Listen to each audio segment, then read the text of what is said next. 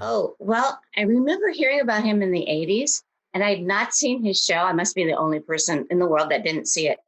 And so, from what it was described to me, I thought he was this big fat slob with a beer belly and, talking about tits all the time. And that's all I thought. And so I just sort of, I didn't explore it any further than that. And then later on, when he came back into my consciousness, I looked and I went, no one told me he was a babe. No one told me he was really smart. Well, he needs different PR. I didn't even, I thought there's this whole person that I just thought was, gross or something. So I was wrong. And one time we were almost going to be in a movie together and it was a disaster. There was even a little short film made about it called Screwed in Scranton. And so but I was there and there was not a movie that was going to happen, but the cast was there except for Joe Bob because they deserted him someplace in the middle of his trip. And he knew because he's savvy, he went, this is bad news. And he turned around and went back home. So I didn't get to meet him then. But then when I was doing the Chattanooga Film Festival, Chris Dortch from there, they were lovely. And they invited me to come and they gave me this award. In fact, I should have had it right here. I don't want to get up and get it, but it was a paper mache slice of pizza. Um, and they gave it to Joe Bob presented me with it. And that's how I finally met him in person. And I got to see his show because he did a show, How Redneck Saved. Yeah. So I actually got to see it and I couldn't believe it. I couldn't believe the way he's just such a, calling him a fountain of information is very trite. I don't even know what to call it. I was astonished. And I couldn't also believe how tall he was. We had pictures and I have 6-inch heels on and I'm still like coming up to his waist. So I have a few pictures like that. I must say. It's like, wow, he's either really tall or you're really short. I meant both. It's both. And I also got to meet John too, because, he's not always, although Joe Bob and John, it's not that they're different people. It's just Joe Bob's a heightened reality. John is like so very smart and elegant. I mean, you just meet him and you go, this must be the smartest man I've ever met. He has to be the smartest man I've ever met. And that doesn't change, but I think Joe Bob's more accessible and to, the masses and also funnier, probably too. A lot funnier. Well, it's cool. I mean, you go in and they get you into hair and makeup. You bring your own outfit and they put you in hair and makeup and they're lovely. And then pretty soon Diana will come in, Darcy the Mall Girl, and she's beautiful and she's very friendly and so very sweet. She just makes you feel right at home. And then Joe Bob comes in and God, what did he say to me? It was so funny. Oh, I think he was maybe this was me. I knew that he didn't want to be bored. Like the cardinal sin is do not bore Joe Bob. Do not bore Joe Bob, whatever you do. And so that was my main thing. It's like, don't be boring. And so I think I said, I promise I won't bore you. And he seemed relieved by that, actually. I mean, who knows what somebody's going to say when they get on there and they're them, I mean, it's one thing to know somebody from a movie, but then you meet them and maybe it's decades later if it's an 80s movie and you don't know what they're going to be like. Maybe they are going to be boring. You just don't know.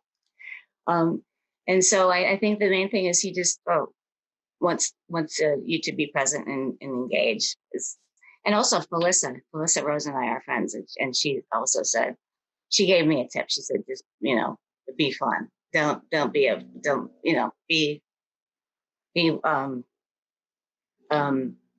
don't be boring, I guess is the best. So we had this thing where when I came on, I heard the producer or somebody's behind me saying, this 2-shot is not working. It's too wide. We have them set up too wide. And I thought, I can fix that. So when I came in, that's why I sat in his lap so that they could get us together. And he didn't know I was going to do that. So I think it probably worked out okay. Jesus. On Twitter, I got an inbox message, private message from Joe Bob. And I didn't know if it was from him or not, because it could be from anybody. And then I didn't hear anything for a while. And then I heard from later, Diana, Darcy the Mall Girl, emailed me and she said she wanted that she really wanted, they were going to do chopping mall, and it was a big secret. And she just wanted to really make sure that, that she didn't want to do it without me. But they have a very tight budget there and everything. So she asked me if I would like to come. And I said, of course I would come. Because you get a feeling for people before you even meet them, and I just I was already watching the show. And so, of course, I wanted to be on it. It's an honor. She said, if you don't hear back from anybody, let me know. And then I started to hear from the producers. And before I knew it, there I was. But he said something I thought was really smart when they opened up the season. It's like, I was the first one on there. He said, we're not going to talk about the coronavirus or anything like that. I thought, you know what? That's exactly what people need to hear right now. And it was. I mean, I belong to that Twitter. Everybody tweets during the show. And that's what people were saying, is this is keeping me alive during this scary time. And I look forward to this, and this feels normal. And, it's become they're family, and they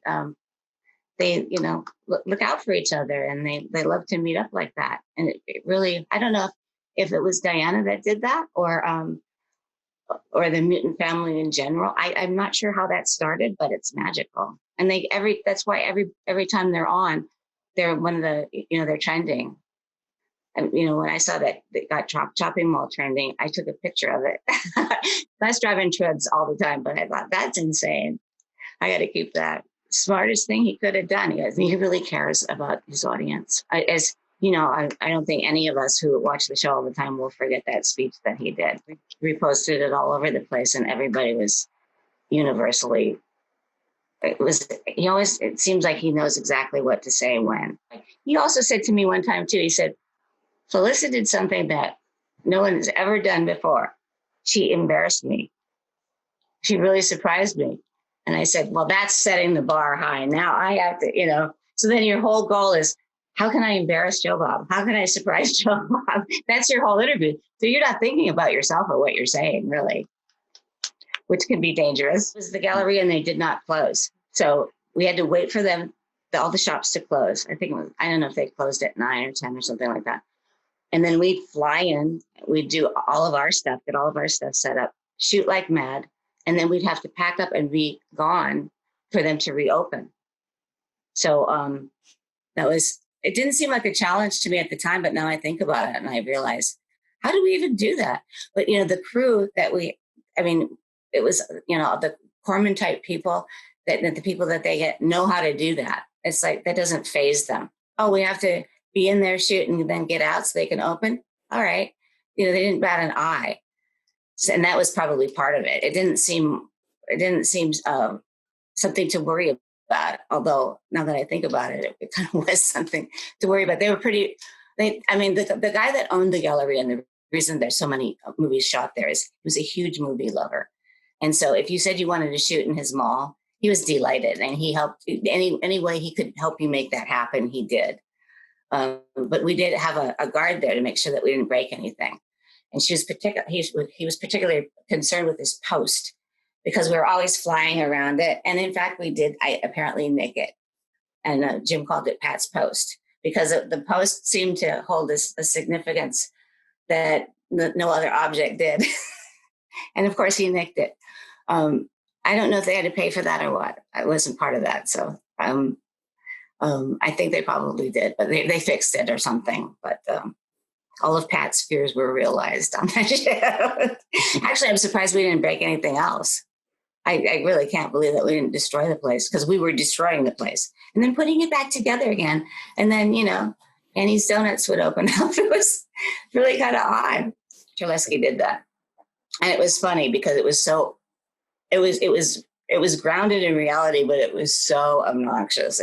But you've seen people do that, but it was just like, it was hilarious. He was great in that part. He's a director now. He's a big director. And in real life, though, he's very laid back and puts everybody at ease. And he's not as much of a jokester.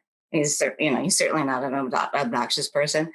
But people have the essence of what you see on the screen. I find, even if they're completely in a whole different character than who they really are, there's something there that they always have. And it's a good thing for him to always have. It wasn't in the script.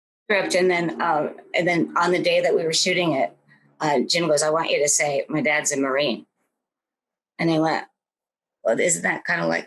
He said, "Yeah, I want to do a callback," and I said, "But my dad was a Green Beret," and then the comment, he said, "Marine's close enough." He said, "Everyone will get it," and so I said, "Okay." And so we did it, and I wondered how it was going to come off, but people always ask me about that, so I guess it was all right. Whenever we got good footage of that robot coming, and the music too, Chuck Cimino's score really made that thing, and I just think it was fun for them to put together that way. That's how I was taught to work. If there's any whatever reference I could get, I took advantage of. The first thing I did was read the book. It was out then. I wish I had that copy of the book that I had now, because it's out of print. I never thought it would go out of print, but it did. So I read the book. I originally auditioned for Stacy, and I auditioned for her and auditioned for her and auditioned for her with Phoebe and Brian Backer. And but that was when they were in New York. I think that they always had an idea that they wanted to cast Jennifer Jason Leigh, but I was reading it. And so later on, they called and they said, would she come out and play the cheerleader? And that's when I was floored. I said, cheerleader? What? And I think it was just because I had that spark, that's that enthusiastic thing going on. I don't know. I do know that when I got on the set, I was so excited to be there. And Art Linson, the producer, I said, because I read the book, I go, and Brad's car comes up, and I go, the cruising vessel, like really loud. And he turned around and said, who said that? And I went, oh no, I am already in trouble. I just got here. And I said, I did. And he goes, finally, some enthusiasm. And when I remembered that, this is years later, I went, of course they cast him as the cheerleader. That's why. But I didn't know at the time. But because I knew that the speech and everything, and also in the book, they go into Cindy more in depth.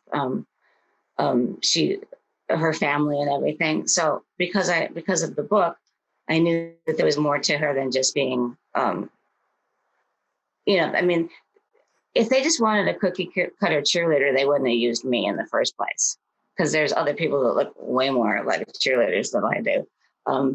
But it was her whole, the need that she had to be, I had to put what her need in life was into that one speech, because I didn't have much else to do, with the rest of it, because she wasn't a main character in the movie.